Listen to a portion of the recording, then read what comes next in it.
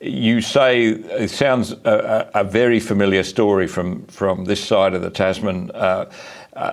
Rising inflation, stubbornly high inflation, 6.8% here is the latest figure.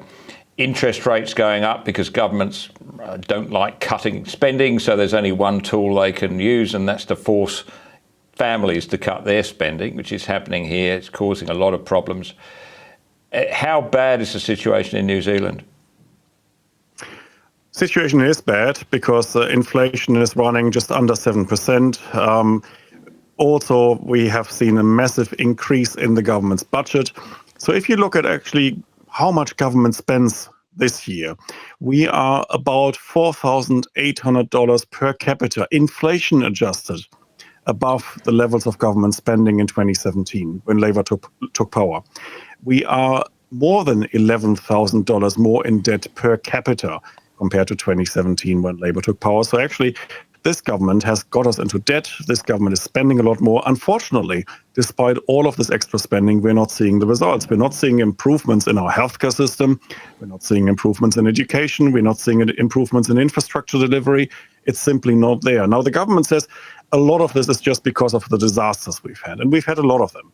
We had volcanic eruption, we had the pandemic, we had a cyclone now, and of course government needs to clean up after all of this. And yet, all of this really started in the first couple of years of this Labour government. So by the end of 2019, before any of these disasters happened, we were already massively above spending plans. Actually, even above the plans that Labour took to the election in 2017. They presented New Zealanders with a plan for fiscal management. They claimed it was prudent fiscal management, except once in government, they never played to that plan.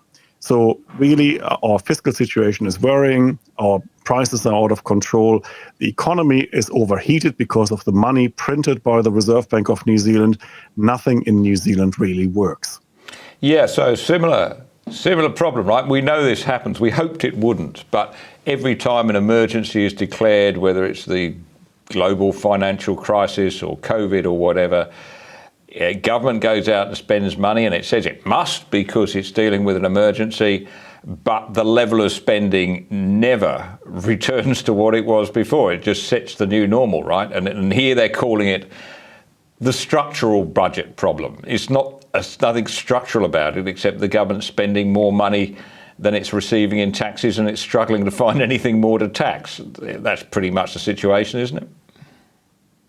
That is exactly right. And actually, it's nothing new because we've seen this after crises, after wars. Economists know this as the ratchet effect. So you've got a crisis, government needs to spend a bit more. After the crisis is over, government spending goes down a little bit, but never quite to the previous level. And so over time, like a ratchet, it goes up. And there's an economist and a historian, Robert Hicks, he wrote a whole book about this, and it was called Crisis and Leviathan, because Leviathan, our state, loves crises. Because every time there's a crisis, the government can come in and say, I'm from the government, I'm here to help, and you have to give me your money. And afterwards, after the crisis is over, we'll never go back to that. That's exactly where we've been here. We've had a lot of crises over the last few years, and the government used every single one of them to justify its existence.